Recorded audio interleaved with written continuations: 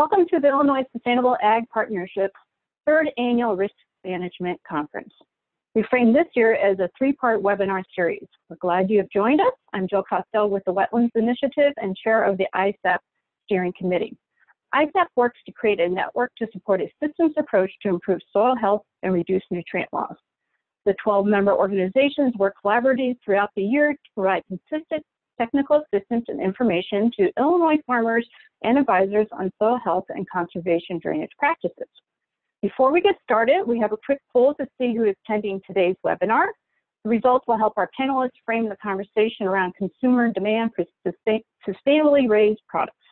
While you do that, we have some simple Zoom tips to share. If you hover over the bottom of your screen, the bottom bar should appear with chat and the Q&A functions.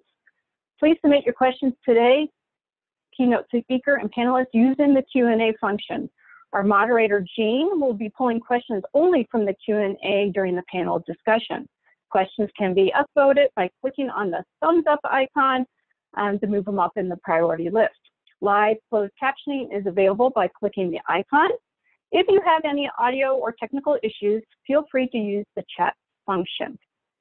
As answers to that poll keep coming in, we'd like to give a little background on today's speakers.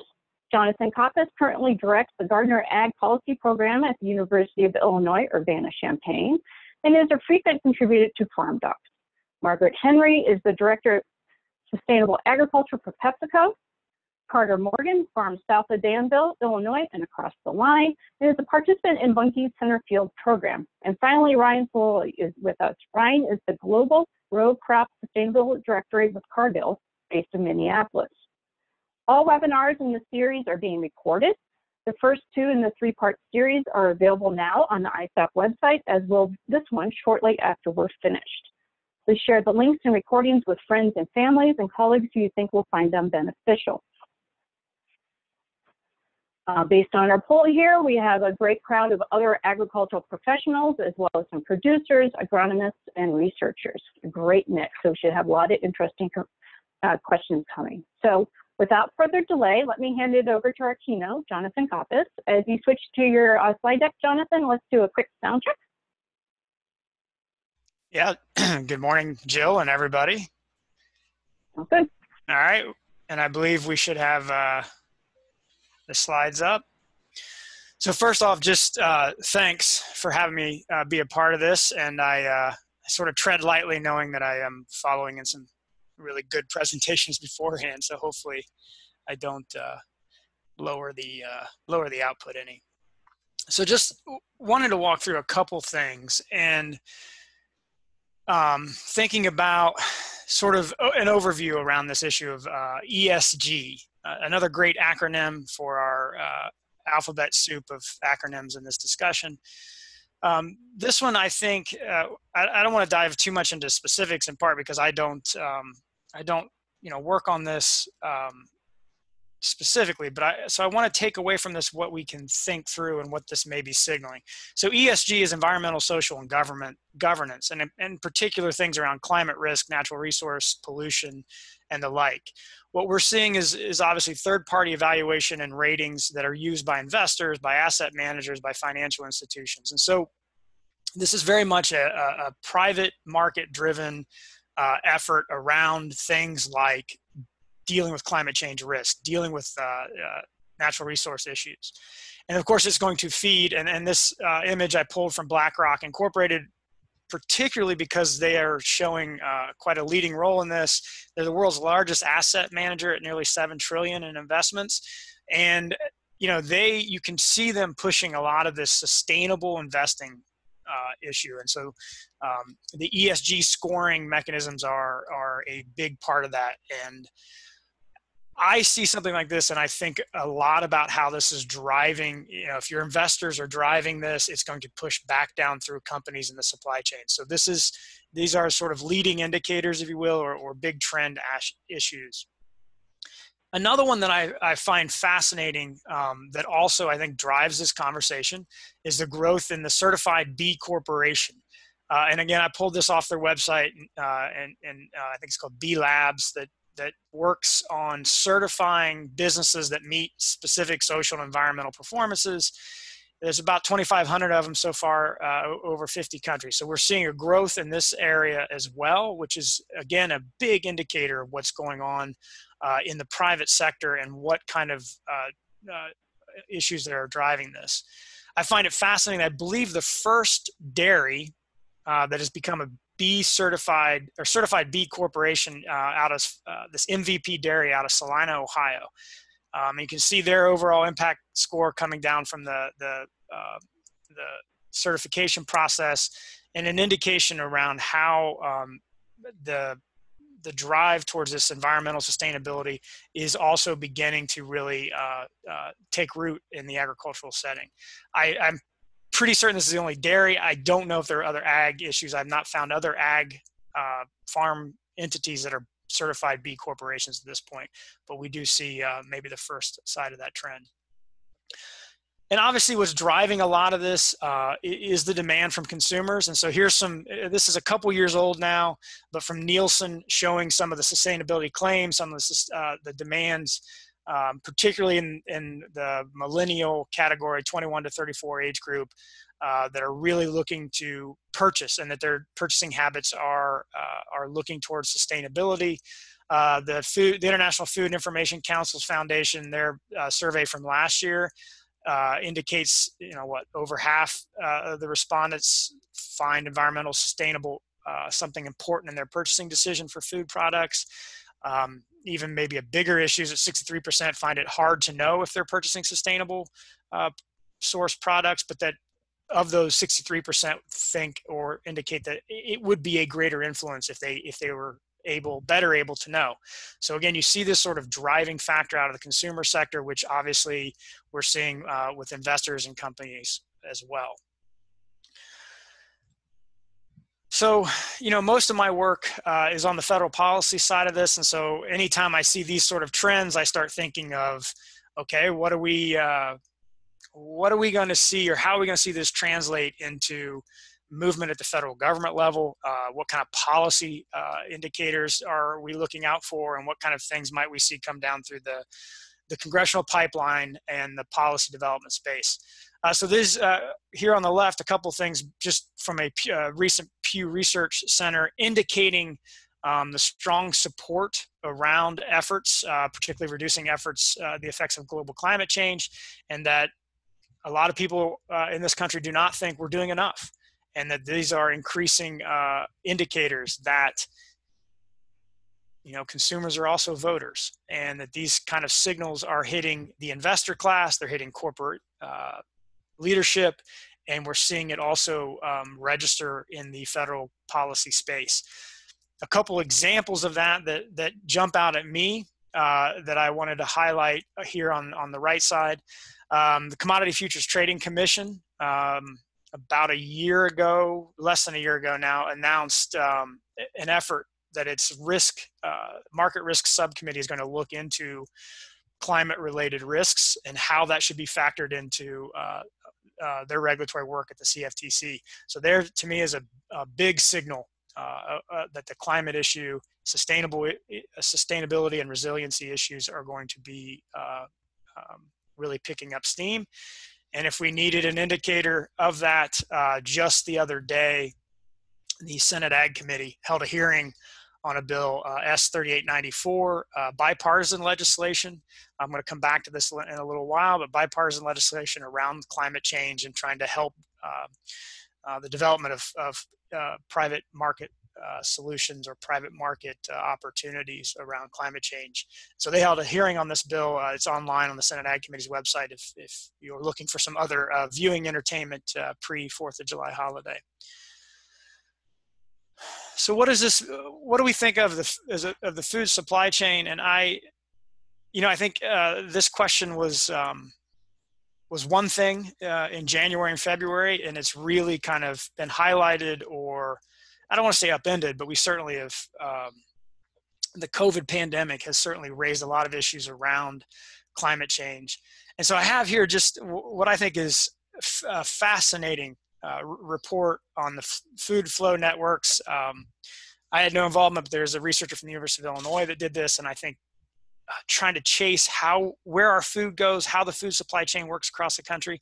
I mean, I see this and it sort of drives home how complex our food supply chain is, how much moves across the country, around the world, obviously. And this to me just sort of highlights what we've seen in the challenges with the COVID pandemic, and how changes in school meals and hotels and restaurants have really upended the supply chain, or have caused a significant level of challenge in getting food to people who are quarantining at home or stuck at home, and how difficult those changes are. So it is a big reminder that with all the goals for sustainability and all the push that we may be seeing from consumers and investors, getting it to work in this supply chain is going to be a major undertaking.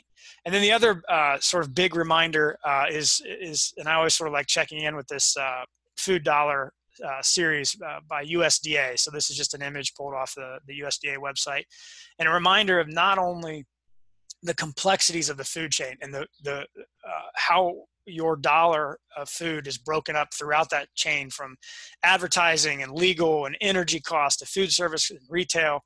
And eventually we get down to the farm production side, which USDA reported in 2018 is about 8 cents out of that dollar. And so we think of complexity, we think of the challenges, and I then start to ask, well, if we're going to do these things and sustainability and environmental and climate resilience, you're going to have costs. Where are those costs going to be borne throughout this food chain, and how do we work through that? So who pays? Who's going to pay for the practices at the farm level? How is that going to work through the system? And I think it's only added if we start looking at some of the economic issues in agriculture right now. So this is just a very simple, while I work with economists, I'm only a lawyer, so I can only do simple charts, but this I think gives enough of an indication. Here's the Heartland production region ERS data, looking back about 10 years.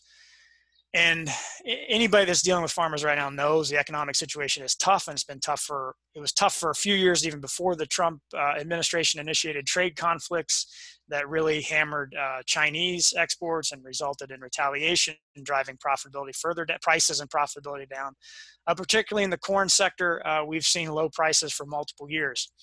And so as we think about the economic challenges at the farm gate, the 8 cents on the dollar from the food dollar, and how farmers split that up. So what percent of gross revenue is going to seed, fertilizer, and chemicals, as well as overhead and profit and so forth. We're looking at a variety of challenges, but those challenges get magnified, I think, when we start talking about adopting new practices or taking on new risk and new management challenges and new costs around sustainability.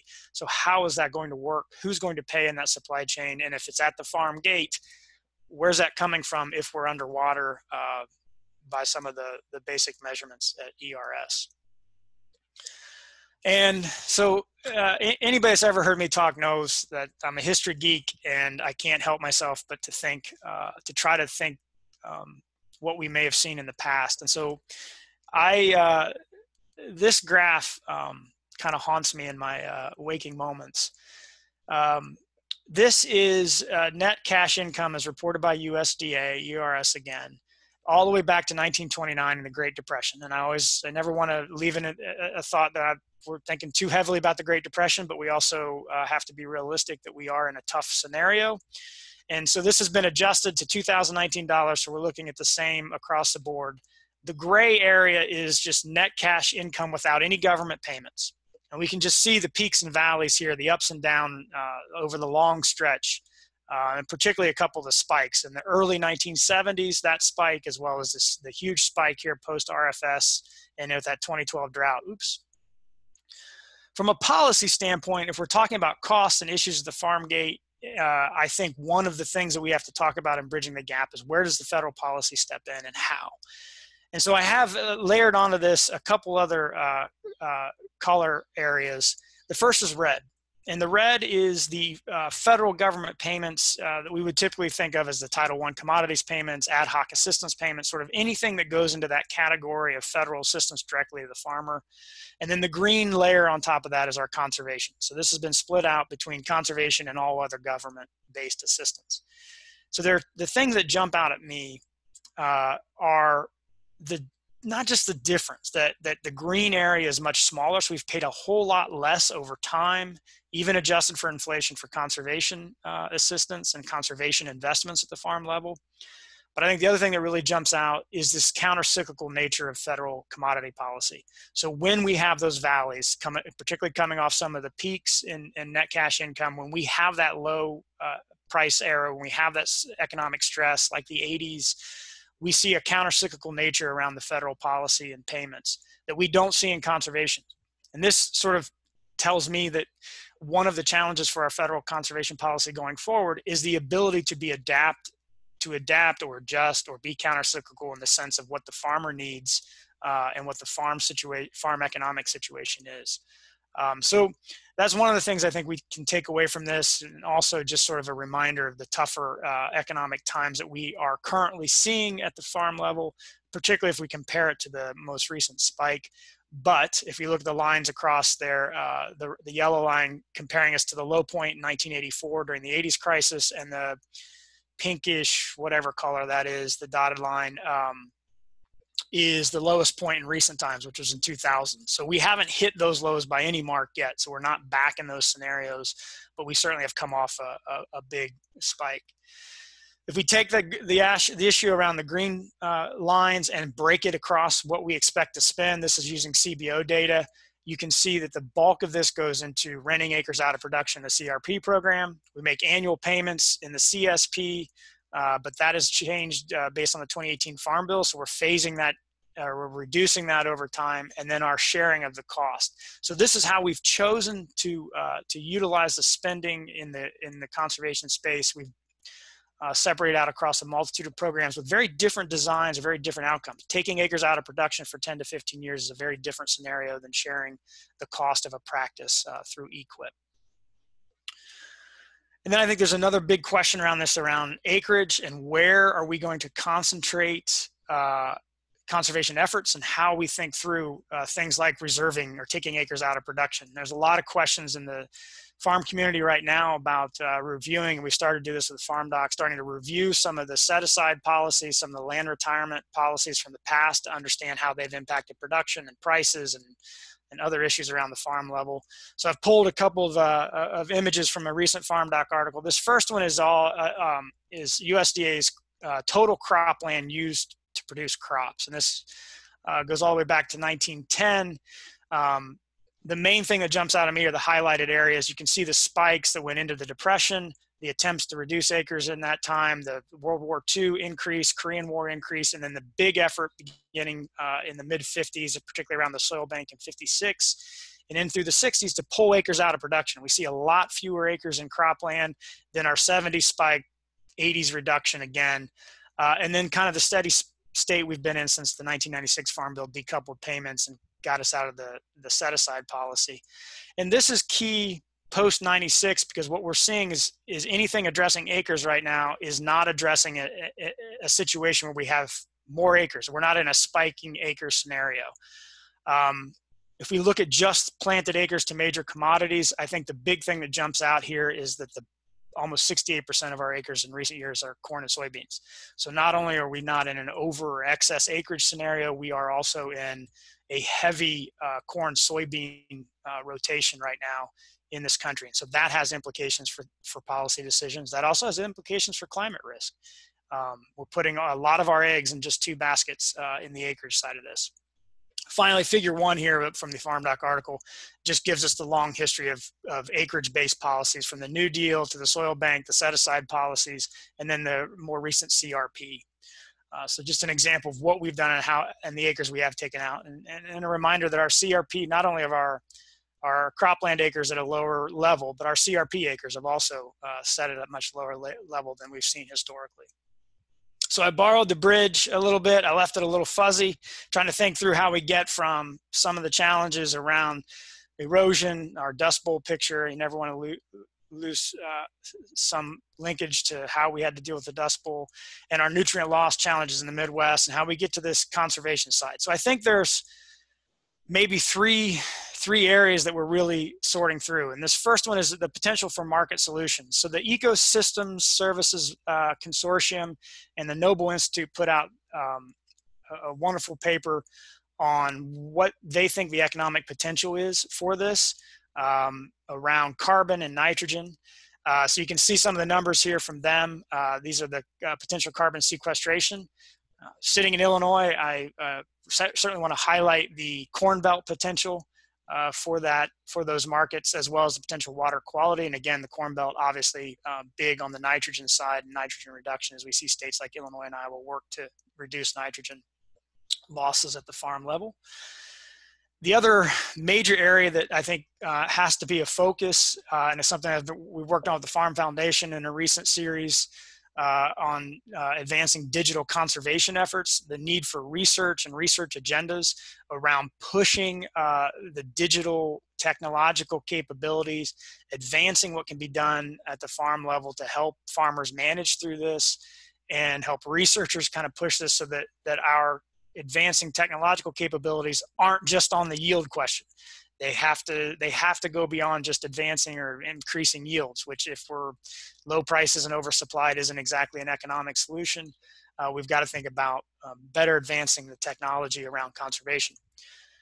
To that end, and I don't want to promote any particular company's outcome, but Jason Weller from Truterra, the Land O'Lakes group, presented to our group back in May around digital conservation. And I just pulled some of the images with his permission from his slides about what some of the things they're doing and how some of this this digital technology can help make field level decisions, can help be applied to conservation efforts.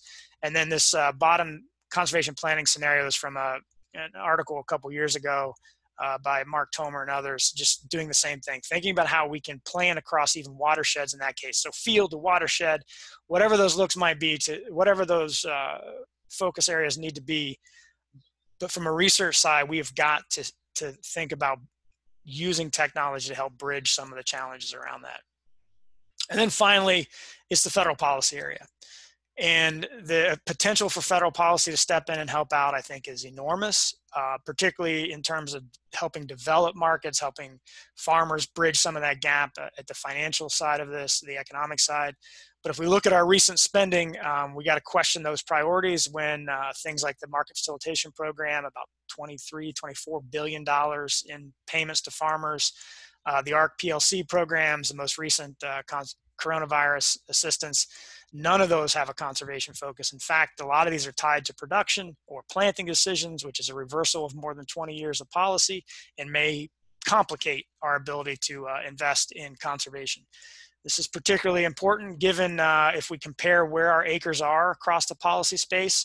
We have not enrolled nearly as many acres as we have in the program base for ARC and PLC, or the acres insured by crop insurance. So we have a lot to make up in terms of acreage for conservation. And then I mentioned some of where we're seeing Congress go. So where these policy-based gaps might be addressed across the board. We've seen a variety of bills introduced around climate. A lot of this looks at increasing funding for CSP and EQIP, some as much as $7 billion a year, but focusing that increased funding on climate stewardship. So we are seeing signals, and I think this is a caveated moment that these may just be partisan at this point, since most of this is around Democratic initiatives in the House, but we don't want to dismiss it that way.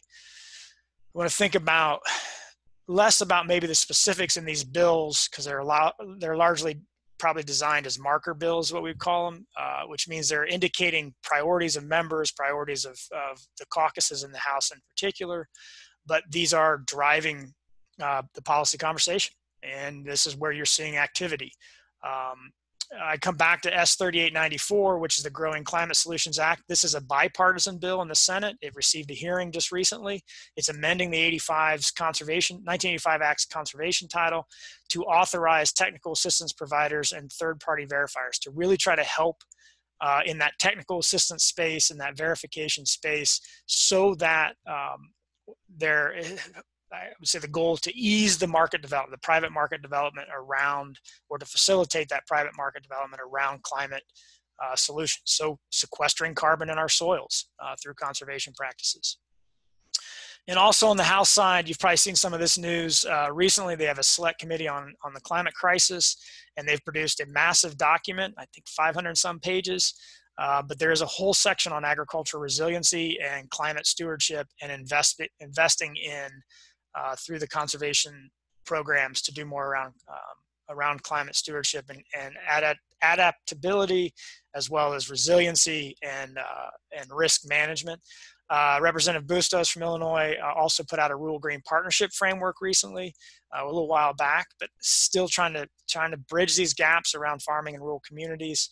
And then we see the calls for increasing carbon sequestration and resilience. So a lot of work being done at the congressional level, again, signaling this and aligning our policy discussions with what we're seeing from the BlackRocks of the world and the ESGs and the corporate B corporation efforts. You kind of see that movement all in one space. There's a lot going on there that can help us bridge the gaps if we go back to where those challenges lie for the farmer and for the supply chain, and how we sort out who pays, what acres get involved, and how this process works. So with that, I appreciate everybody bearing with me here on the verge of, no fireworks on the verge of 4th of July, but certainly hopefully some food for thought. And with that, I will stop sharing my screen and hand it back over to Jill and the team. Again, thank you so much for having me on. Thank you, Jonathan. We really appreciate all that insight. Let me introduce our Q&A moderator, Jean Brokish with American Farmland Trust, and she is also the ISAP coordinator. Jean? Great, thanks, Jill. Yeah, Jonathan, you certainly gave us lots to think about, history, economics, climate, technology, policy. I don't know what you left out. So it sounds a little bit messy to me, but there's certainly some opportunities there. And we want to spend the rest of this time together focusing on some opportunities through the corporate farmer relationship, and we're excited to have some panelists with us. I'll actually ask them, if they haven't turned on their video, they can do that and make sure they're unmuted while I just give a quick rundown of who's with us. We have Ryan Ciroli. He's the Global Row Crop Sustainability Director for Cargill. Margaret Henry is the Director of Sustainable Agriculture at Pepsico. And we have Carter Morgan, a farmer operating in Illinois and Indiana, and also a participant in Bunge's Centerfield participant. So glad to have all of them with us. And I'm going to just start off, Ryan, I think the first question is for you in terms of, some of the incentives and what are the requests that are coming from food companies in terms of consumer demand? What are consumers asking of these food companies and food suppliers? Yeah, sure. Thanks for the opportunity to be here. I think we're seeing an evolution, a positive evolution in terms of kind of the landscape that we're working in. I think if you look back over the last 10 to 12 years, a lot of the emphasis has been around creating more transparency in the supply chain.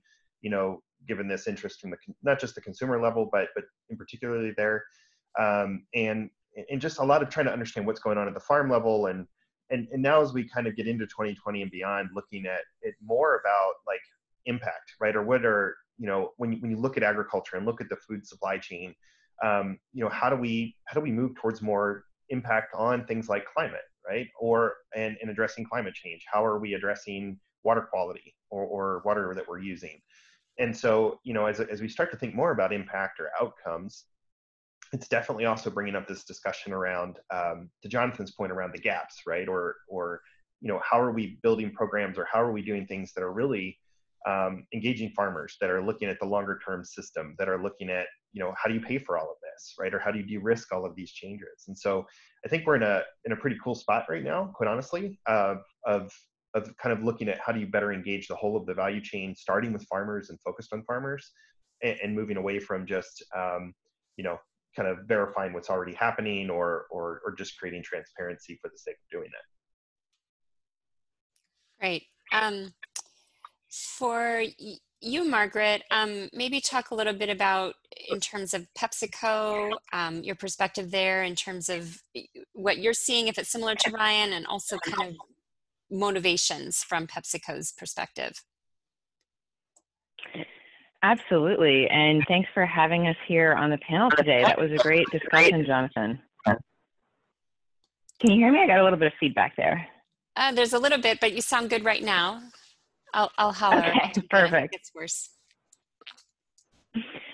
So for PepsiCo, and you may know us better as Fritos and Doritos and Smart Food Popcorn, Tropicana in your area. Oh, yeah. Margaret, you do have a little bit of echo. Ryan, do you think you could mute while I'm speaking? That might have come as you unmuted. All right, let's see how this goes. So for PepsiCo, I think when we're thinking about our motivation to engage really actively in row crops, it comes down to a couple of different things. The first, and at the heart of this conversation, is really the fact that we can't thrive if the farming communities who are growing the products that end up in people's Doritos bags are not thriving communities. If farmers can't stay farming, then nothing else that we do as a company matters. So ensuring that the farming community is really strong, ensuring that we're investing in helping those farmers think towards the future is critical to us. Second, of course, it is our responsibility as a large global brand to address some of those big global issues like climate change. And so if we can work hand in hand with our supply chain on addressing those issues, that's something we're committed to. And so with public commitments around sustainability, around specifically greenhouse gases, around water, around livelihoods, these are things that we know are our responsibility, and we're trying to work to the third point of sort of how we approach it. We're trying to work in partnership with farmers, with suppliers like Cargill, with other companies. The last thing we want is for a farmer to hear one demand from PepsiCo, another demand from Kellogg's, another demand from Walmart. That's going to make everyone crazy. So the third point is also that we want to do this in partnership and listen to all the different voices from the farming communities, the commodity groups, the immediate buyers of products, competitors, NGOs, policy. We've got to work together to all be rowing in the same direction. So Margaret, could you talk a little bit about, I know you work closely with the PCM, Precision Conservation Management, and there's some incentives that go directly to farmers. I'm just curious if you could give us the high cut 2-minute elevator pitch on that program, how that works. And then after that, if Ryan, if you have something similar, I'll pitch it back to you, but let's start with Margaret.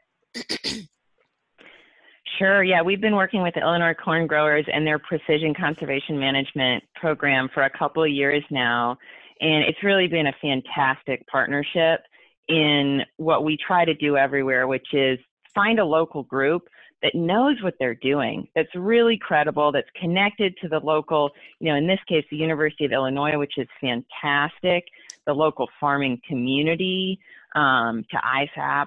Knowing who that group is that's really credible is critical, that shares our goals in keeping farmers farming and moving towards carbon sequestration in the case of this project.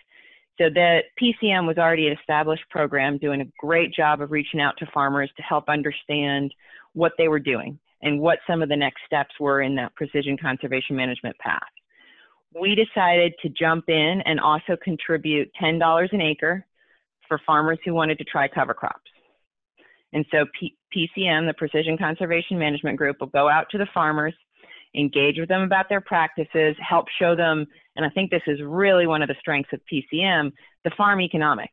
For those farmers, what are the economics of different kinds of practices, all different kinds of tillage practices, all different kinds of cover croppy type practices. And then help those farmers to understand what's the next right step for them, offer that $10 an acre from PepsiCo to try to help them get over that hump of a practice that costs some money up front. I mean, let's just be honest. It takes time and it takes some extra money to try something like cover crops. So we wanted to put our money on the line there to help de-risk that, help make it easier to start. What we're seeing is farmers can get started on a certain number of acres with some of that cost share money, and the vast majority are doing it on more acres than we cost share because they're seeing that return to their farm. They're seeing that benefit in the soil help them. And that's exactly our goal, is to help to spur the kind of change that we are hearing from the farming community and we are committed to as a company is going in the right direction. Great, thanks. Ryan, is there kind of a similar program through Cargill where you're working with partners or directly through offering incentives to farmers? Yeah, and so very much agree with Margaret and her approach, and they've been leading the way, Pepsi, in this space for a number of years now, and it's awesome, right? I think it's those kinds of approaches that we need.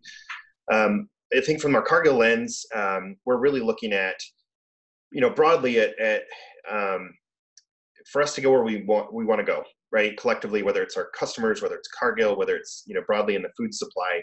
We really need to have farmer-centric approaches to what we do. So at the end of the day, are we addressing, long-term farmer economics and resiliency? Are we looking at productivity, or are we doing things that make sense for farmers? Because if Carter and his peers won't adopt programs, then there's really no point in doing this, right? And so they need to see value in it. Their lenders need to see value in it, right? Their agronomist needs to see value in it. And so a lot of what we're looking at is really about how do we invest in soil health, right? So where are those opportunities to invest in kind of the adoption of soil health in the commodity space, and knowing that that's kind of a long-term investment, right? So we're not going to just look at something that's this year or next year, but really over a 3 or 5 year or longer term horizon. How do we really invest in soil health to where we can really begin to see those returns that make sense for growers, right? So as we're driving increases in productivity with fewer inputs, and able to kind of get that net return per acre where we want it, but at the same time also being able to create these reductions in GHGs, these reductions in improvements in water quality, and so the soil health is the basis.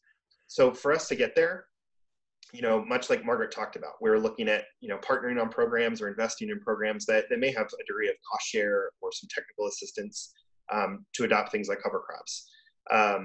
But we're also looking at a big support for ecosystem service markets, and looking at, is that another way that we can bring a market-based approach that really incentivizes farmers, for the ecosystem service benefits, the reductions in greenhouse gas emissions, the improvements in water quality that they generate by investing in soil health.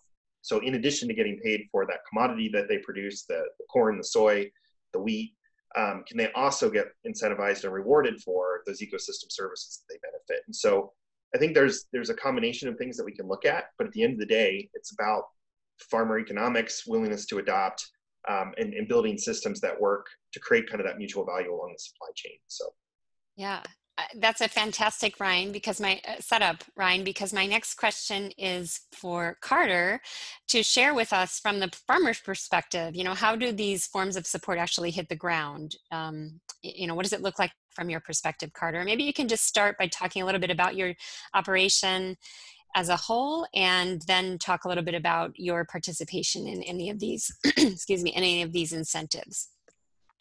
So I'm Carter Morgan, farm with my dad, my uncle, and my brother. Like I said, just south of Danville, actually on the Indiana side, but we farm about 40% in Illinois and 60% in Indiana. My dad and uncle have no-tilled soybeans since about '93.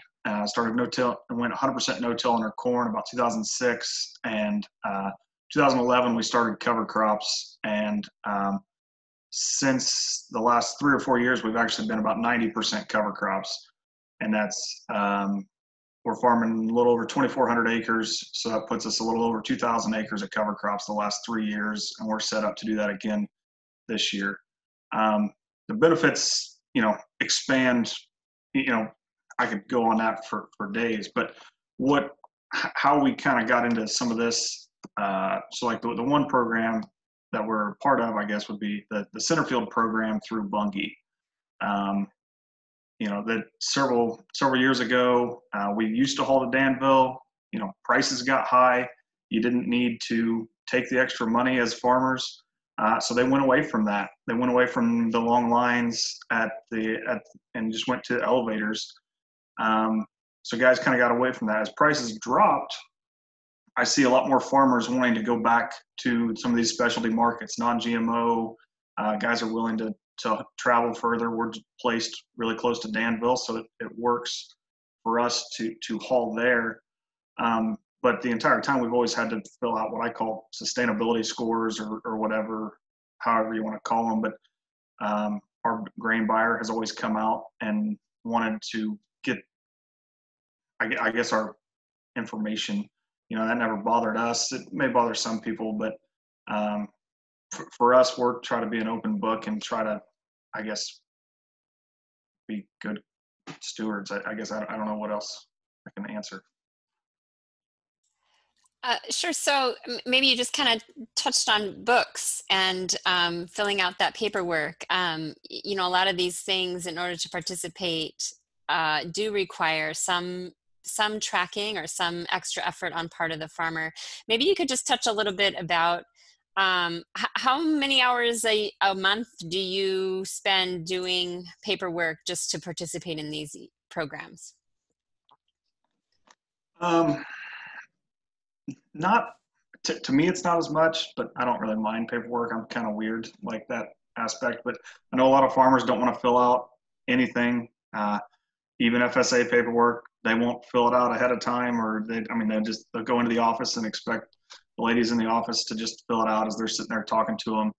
And we're okay with filling out paperwork. One thing I've learned is we farm corn, beans, and wheat. Jonathan showed the numbers. They're not very good. So how else are we going to make income? Well, I can fill out paperwork and get some of that conservation money that he was talking about, CSP, EQIP, those things, and I can have a better return for my money than even trying to raise corn or beans. And like I say, as a farmer, our solution to low prices is more yield. So we're just going to outproduce the market. So let's just, if corn's at $3, we're just going to raise 250 bushel corn instead of 200 bushel corn. And then we're going to make money. Well, then we got oversupply. And it kind of goes counterintuitive to what we need. But, sometimes guys filling out paperwork is probably a better option than just row cropping. So like I said, there's CSP, EQIP. You get into some of these specialty markets, it's going to take some time to fill out some of these things and some tracing. But in the end, if you can make more money, that's what's going to keep us in business. The one thing I noticed, and I noticed it on our farm, but Jonathan's slides showed, when prices went up, our expenses went up. When our prices went down, our expenses stayed the same at the farm level. Okay. Most people don't notice that, but the co-ops and those things, they're nice to us, and they come out and they say, well, we're going to hold prices flat. Okay, well, our corn price went down 25%. Is your expenses going to go down 25%? Well, no. So our expenses are here. We got to find those markets, and sometimes it's office work is going to pay for that. Mm-hmm. Similar to the paperwork that the farmer needs to fill out, I would guess from the corporate side, there's some paperwork or some sort of verification tool that you're all using. So maybe, Ryan, maybe we could start with you, and you could talk a little bit about what's the measuring stick, or how are you tracking and reporting the sustainability benefits from the programs? Yeah, so I think one thing we're really trying to work towards is saying, how do you make any program or any certification or anything you're working on as the least burdensome as possible from a producer standpoint? So, what's the minimum we need to gather, and are there tools or ways we can do that, again, to limit the burden? And from there, it depends, right? I think Carter mentioned, like, if you're going into a specialty program, there's going to be more requirements for that, right? Because there may be more traceability or things like that. If we're talking about more looking at just some of the sustainability work is, how do we reduce, how do you quantify reductions in greenhouse gas emissions, things like that. We may be using a number of different tools, right? So we've been involved in field to market for a number of years, but we're also using things like Pool Farm Tool, or we've worked with My Farms, really just to ease the burden of the data pull in from the farmer side, so that we can potentially use that data to, to populate different programs that we're looking at. I think it's getting better. Then we've been able to reduce the amount of time that we need, but we still have a ways to go. So at the end of the day, it's like, what information do we really need? What are we really trying to get to verify what's the outcome that you want to get to, and how do you make that experience as reasonable as possible?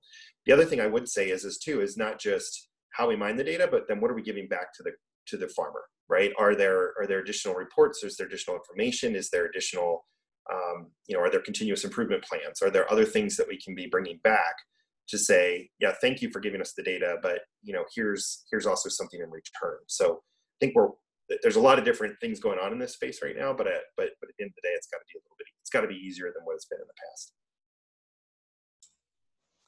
Margaret, do you have anything to add in terms of tracking the outcomes? Sure, and I think that question is really tied to the two that are on the chat board as well. So I think verification is a big question, and data gathering is always a big question, not only for the farmer time, but quite frankly, for the level of investment that any company like ours can make in these kinds of projects. It's pretty easy to find one where 75% of the farmer's time and the money can go to completing some sort of tool and answering lots and lots of questions. And we want to reduce farmer bothering is our line. So there's a lot of places around the world where we do find some sort of third-party program, or where we have our own program. Mentioned in the chat is the Pepsico Sustainable Farming Program, which is a checklist, and that was something in the US we did several years ago, and found that really that global kind of checklist approach, most US farmers are doing a fantastic job. And that did not identify a lot of the things that could really, to Ryan's point, bring benefit to the farmers. So that's why in the case of commodity crops in the US, we're absolutely taking a different approach than that sort of standard or certification approach. We're really trying to dig in with a local organization that can understand the current challenge in each particular geography, because the same thing in Danville is not going to be the challenge in Gothenburg, Nebraska. And we need to, as a company, understand how we can take our global commitments and work with locally credible organizations to find the right path forward. And so soil health is one that's pretty standard in a lot of places across the world.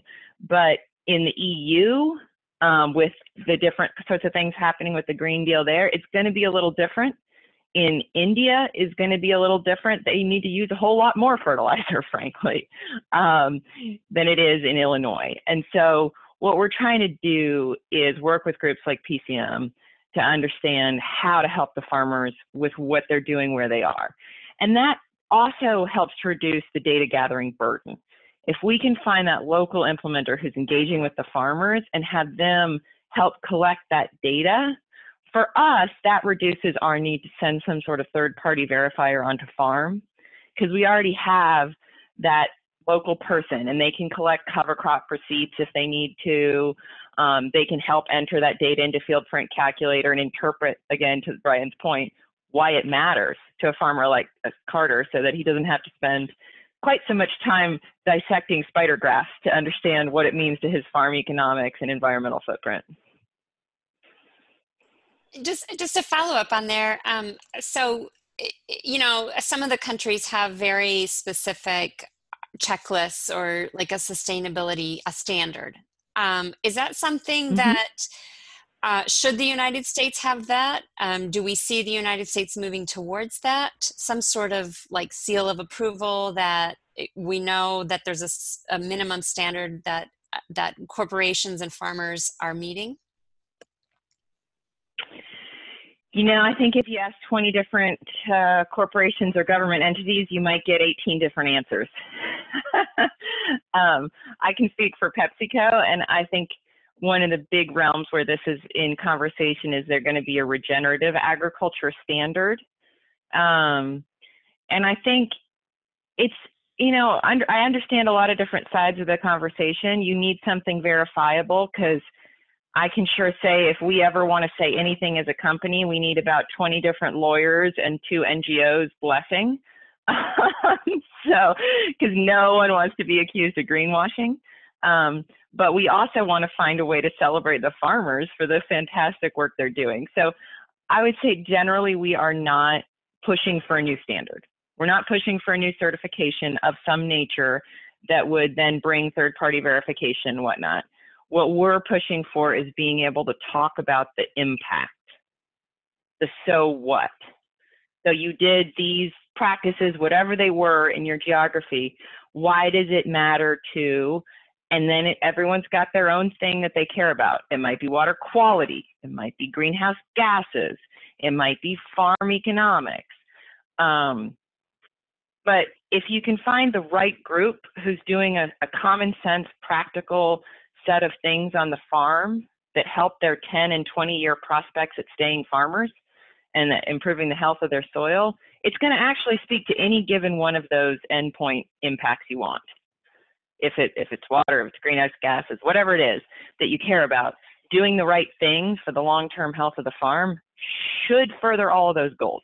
So we're trying to talk about impact, not certify practices along the way that really need to be different in different geographies. That's one of the 18 answers you'll get if you ask 20 people.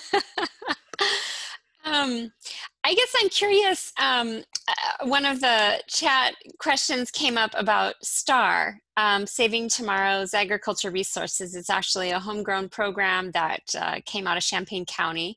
So Carter, are you familiar with STAR? Are you a STAR farmer? Maybe I can pitch this to you and you can talk about kind of what it is and how you're using it.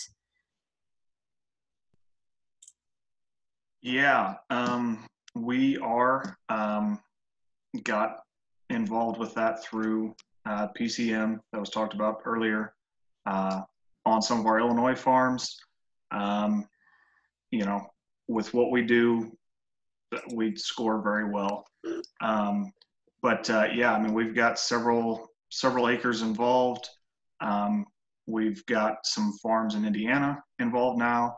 I'm actually part of the group that there's 2 counties in Indiana that have now brought it across state lines, and that's right in with my work that I'm doing with other producers. So yes, very, very involved and well aware of it. I think it's a good program. It kind of standardizes some things and kind of gives a level playing field and gives guys a sense of where they're at. And for me, if I'm out meeting with guys, it gives me a talking point. So if a guy comes in as a 1 or 2 or 3 star farmer, what's it going to take to get you to a 4 or 5 star farmer? Maybe that's implementing no-till, maybe that's implementing cover crops. And then, I can help be that technical assistance there to get them there successfully. Because if a guy tries cover crops or no-till and fails, they're gonna quit. I mean, so that first step, throwing money at all this and everything is great, but they have to succeed the first time, because if they don't, they got a bad taste in their mouth and they're done forever. So true, so true. So I guess I think one thing to kind of recognize about STAR is that it's a tool. So it's sort of another measuring stick, for farmers to use. But it's also a way to tell your story and to kind of like show that you're a 3-star, 4-star farmer. And I think just kind of understanding what practices or what steps you can take to get to I should know this. Is 5 the highest? Is 5 the best rating? So, how do you go from a 4-star to a 5-star farmer? Those kinds of things, I think, is kind of a local version, and it just seems there's so many opportunities for people to plug in. So I want to ask Carter, I want to make sure I ask him this question before we run out of time, but for growers who want to plug into something like this, you're part of Bunge's Center Field program, how do they raise their hand? How do they sign up? Lots of times it's just being in the room and knowing contacts. I mean, for us, it's location. All right. So like Danville, our shop is like 12 miles from Danville. All right. So that location makes sense for us. If guys want, like I say, non-GMO or organic or any of those things, start out asking the questions, talk to Cargill's, Pepsico's, talk to those people, and, getting involved with, like I say, like PCM and some of these programs, like they know there's grain buyers and things around. So it's just, I guess, just meeting the right people and asking questions and being willing to do some of these things, not just being stuck in a rut that I only want to haul 10 miles from my shop and that's going to be it. Being willing to accept, I guess, maybe other challenges as well. Mm-hmm. Thank you. Jonathan, I'm going to call on you. There's a couple questions floating around about, well, actually, Margaret mentioned regenerative agriculture and coming up with a standard for that, which I can't wait to see, actually, because it seems like it's a new buzzword and nobody's quite sure what it means. So I'm looking forward to that. But there's other interest out there that, like carbon markets, and even Farm Bill, how adaptable are some of these things in terms of looking at these trends? So maybe just in, we have like 1 minute left. Could you touch briefly on the idea of carbon markets and how farmers can kind of sort through that haze to figure out what's the right market to participate in? 1 minute is perfect.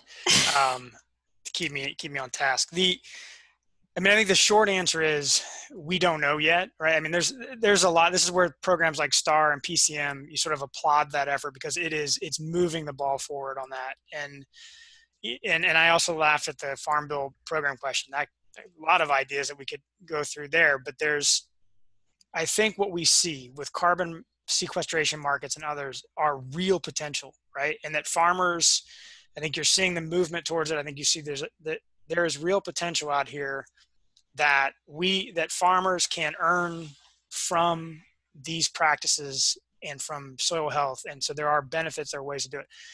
What I would say is that, it takes time. There's a lot of trial and error. Carter said something about the failing the first time with cover crops. And, there's a lot of trial and error at the field level, just like there's a lot of trial and error at the federal level. So the idea of getting to a standard is not an overnight process, just like changing Farm Bill programs is going to take time and effort to sort of work this through. And so I think the key takeaway that I would have on this is you keep pushing. We keep trying to get a better and better solution or a better and better system to work around these solutions. And we'll get there, but it's not a switch that we can flip either on the policy side or the standard development side. So there's a lot of work. And that's why I think these conversations like today are just phenomenal, because it is moving that along and it is pushing that in the direction it needs to go. Sorry, I went more in a minute, but. That's all right. Right. Well, with that, I'm always happy to give a lawyer the last word. I'm going to thank our panelists, Jonathan Kopis, Margaret Henry with Pepsico, Ryan Cerulli from Cargill, and Carter Morgan, boots on the ground farmer in Indiana. Oh, and it looks like Margaret has a coworker with her, which is awesome. So, and then I'm going to turn it back to Jill. But thank you all for this great discussion. And certainly there's more to explore here, it sounds like. And I'm going to turn it back to Jill for a quick wrap up. Yes, for more information on precision conservation management, soil health, and other sustainable practices and programs, please go to the ISAP website, and there's some information there as well as contact information. As we wrap up, please answer the evaluation poll we have launched now. And please be sure to claim your CCA Continue Education credits. You can scan the QR code with the CCA app, or type your name and number in the chat box, or just reply to the email with your information. You'll be receiving an email today or tomorrow. And thanks to the Illinois Council of Best Management Practices, in addition to supporting the broader use of farm docs conservation lease addendums, they're also providing one lucky participant today a $50 Visa gift card. We will email you if your name is selected. Thanks again for participating in this series. Next week, there will be a follow-up email with links to all 3 of the webinars, as well as this final survey that we please ask you to fill out, as this feedback helps ISAP members provide you with the most relevant and useful information in a format that is most effective to you. I would like to thank all those who worked on coordinating and producing this webinar series: Megan Baskerville and Adrian Marino with the Nature Conservancy, Megan Dwyer with the Illinois Corn Growers Association, and Jean Brokish and April Apothec-Murray with American Farmland Trust. And it's only goodbye for now. We at ISAP will be starting a new 3-part webinar series on July 30th titled On the Leading Edge, as we will focus on drainage and conservation drainage practices as part of the systems approach for nutrient loss reduction. You can sign up today on ISAP's website. And I would once again like to thank our panelists and our attendees for participating today. And I wish you a safe and happy holiday weekend.